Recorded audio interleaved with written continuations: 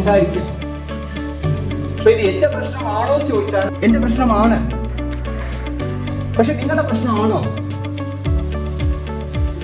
ആണോ? നമ്മൾ എല്ലാവരുടെയും പ്രശ്നമാണ് അല്ലേ? നേരിട്ടോ ഇൻഡയറക്റ്റ് ആയിട്ടോ നമ്മളൊക്കെ അതിന്റെ ഒരു പാർട്ടാണ്. ഉമ്മമാരുടെയും പ്രശ്നമാണ്. അപ്പൊ അതിനെന്താ ചെയ്യേണ്ടത്?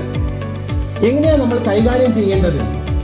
ഏത് നിലയ്ക്കാണ് നമുക്ക് മുന്നോട്ട് പോവേണ്ടത് എന്നതിനെ കുറിച്ച് നമുക്കതൊന്ന് ഡിസ്കസ് ചെയ്യാം, സംസാരിക്കാം.